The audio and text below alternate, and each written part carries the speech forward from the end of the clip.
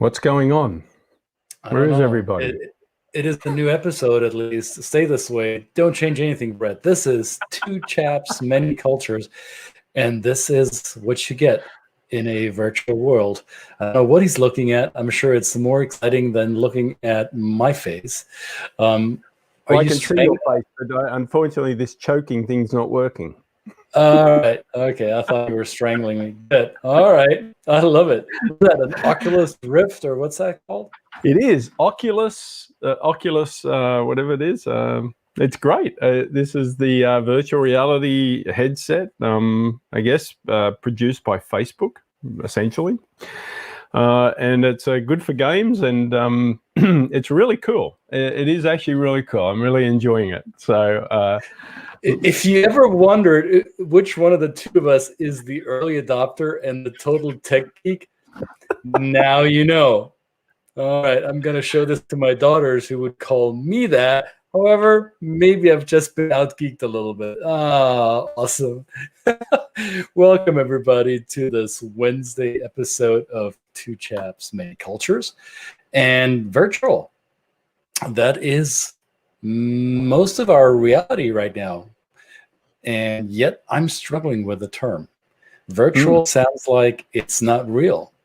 And I still feel that what we're doing here right now, this very moment, is in fact real. So is the word virtual perhaps a little bit misleading, or am I just giving it additional connotations that it doesn't really need?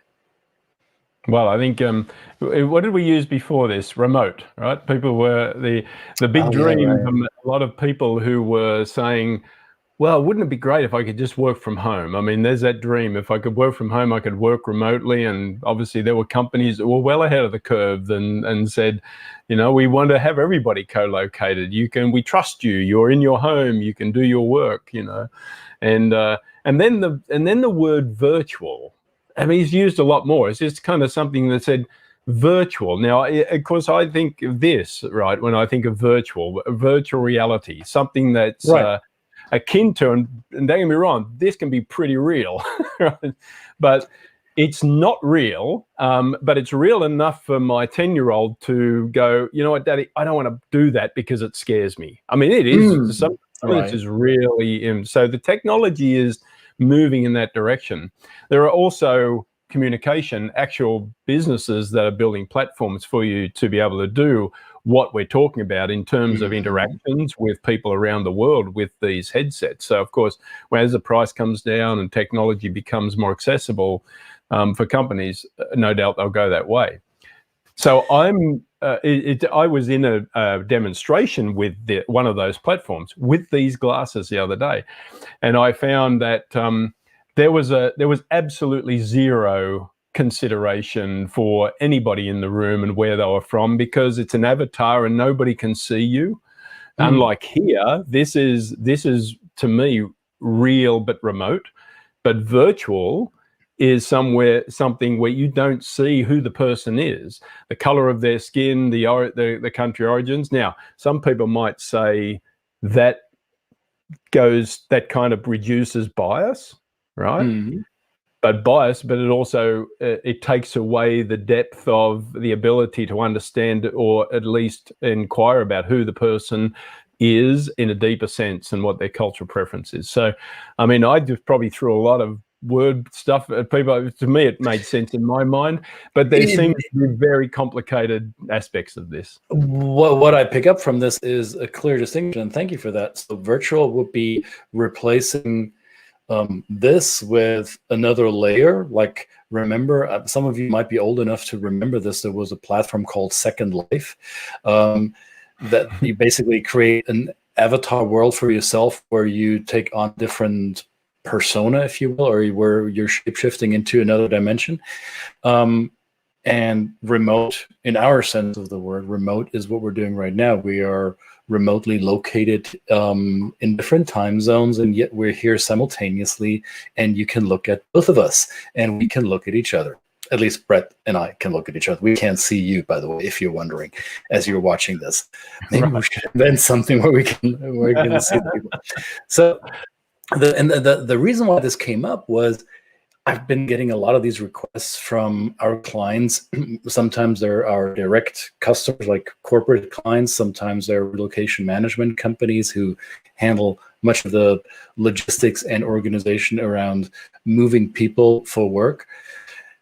And the question was, well, how do we justify your work? How do we justify cultural training? How do we justify coaching if our employees are not relocating physically? They're not changing their physical location because of the pandemic.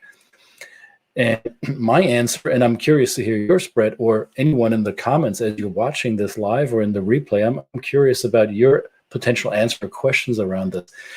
My answer is, well, that employee that you're currently not moving because of travel restriction, or there's other reasons why you choose not to relocate employee X from this point A to this point B, they're still going to interact with people from different cultures, right? The purpose for relocation was to bring your employee into another location where they do a certain task that they didn't do before in the previous location. So you're shifting that person into another environment with different norms, different behaviors, different attitudes, different ways of doing things. So you're going to have a cultural change for that person, regardless of whether you're going to move that person physically or not.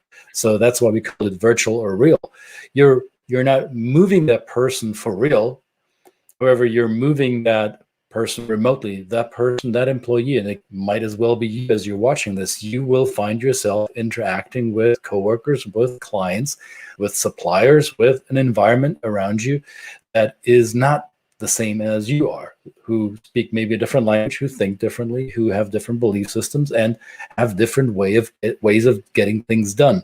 So long-winded answer to say, it doesn't matter whether you change locations physically. If you're changing your work environment into another culture, that justifies cultural training and coaching. That was my answer. How would you respond to that, Brett? Well, I think the coaching is an important part, because just today I had a communication from a client who I've been in touch with for close on 7 months, originally, who had a move in process and should have been actually in the US. And I had set a note to follow up with him at this time because I thought that he would have arrived. And then he said, actually, I didn't end up moving. I haven't been able to move. I'm still moving. The intention is still that I do that. But because of the current situation, I am now still doing my new job, but I'm doing it from my original location.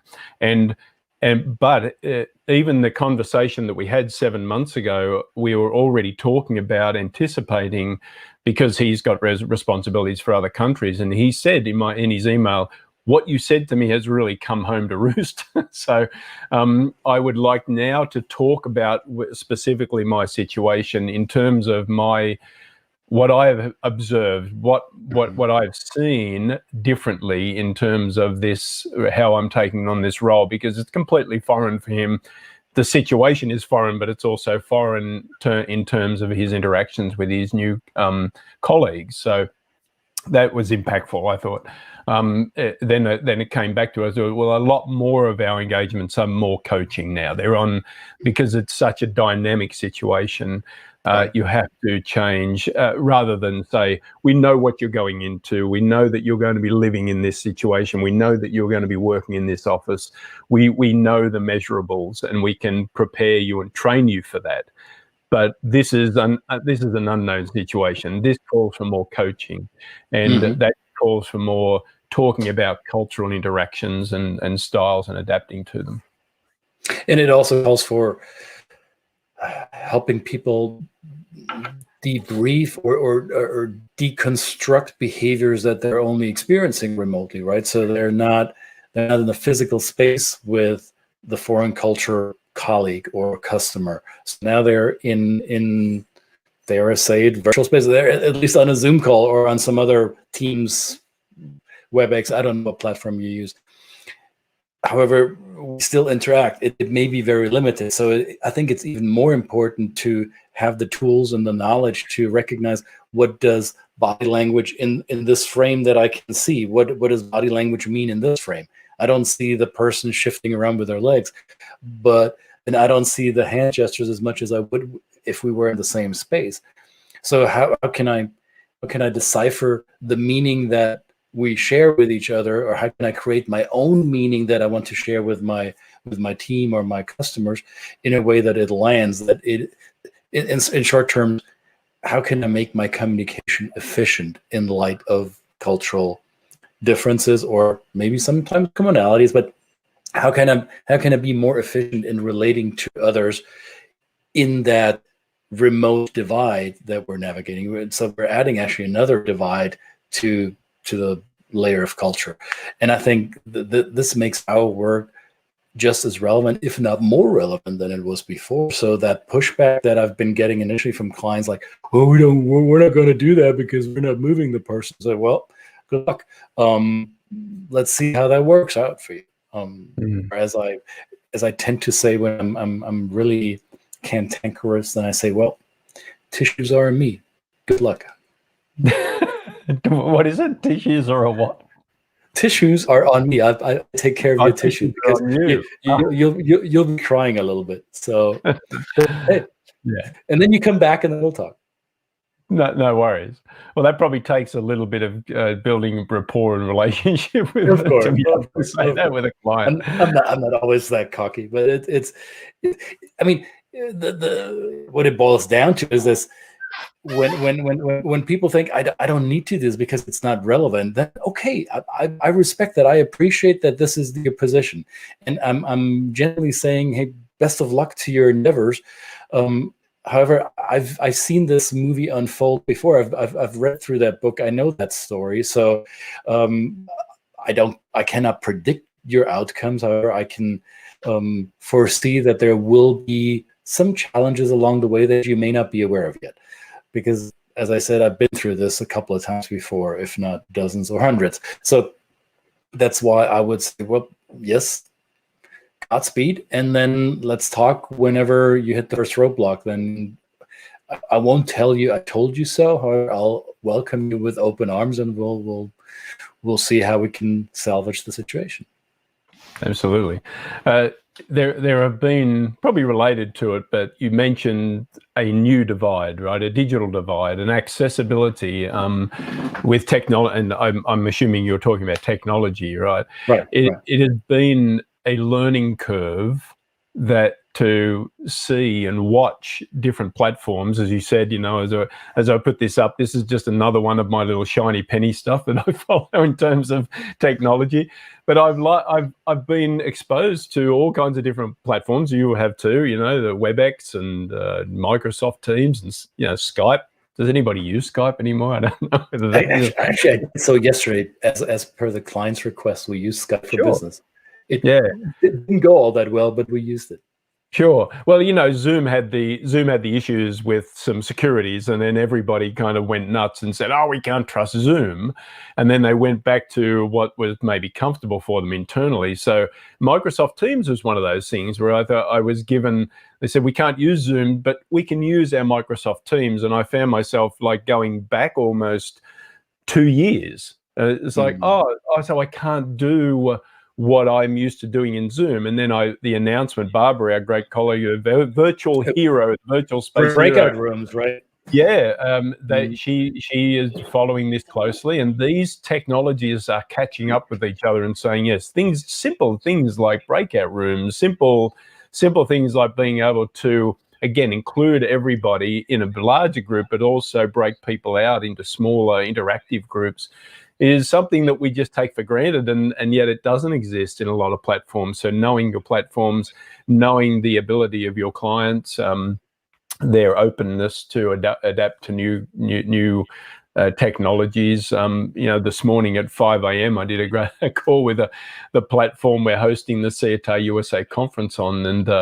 again, it was, I learned, even though I've explored that so well, again, I learned more about it, and I'm excited to use it. But I'm always cognizant of the fact that I might be excited to use it, but culturally somebody else it just might drive them bananas. So trying to keep it simple and trying to not out tech the client is also another way of being included in that. So yeah. I fully agree. And whenever a client comes to us and says, well, I'd rather use this platform than that, I catch myself and find, I don't want to use that platform. I'd rather use the other platform. And then they justify that with, well, firewalls or corporate policy. And I get that. So I think it calls on us, on practitioners like you and me, to be flexible with the resources that we have available in those situations. So not every time will we have a fancy, shiny thing like the one we're using now for a live broadcast that allows us to insert comments and have a scrolling banner down at the bottom there. Not every time are we going to be able to do that. So it's, I think, critically important for a successful trainer, coach, practitioner in our industry, in, let's say, adult education. It's important that we are flexible enough to provide our content and our input, our performance in ways that maximize the potential available. And sometimes it'll be multi-feature. Sometimes it will be fairly virtual. Rudimentary. Well, yeah, what I found myself doing, and I caught myself, hopefully I caught myself early enough not to give it up, but for the clients recently, when I was asked to go back to, or not go back, but adjust to one of those platforms, I found myself thinking more condescendingly and wanting to say and wanting to prove to, oh, this is so terrible. Why can't these people catch up? And I thought, well, hang on, this person might be comfortable in using this platform, and this is their home. This is how they run their business, and they've run their international team on. And so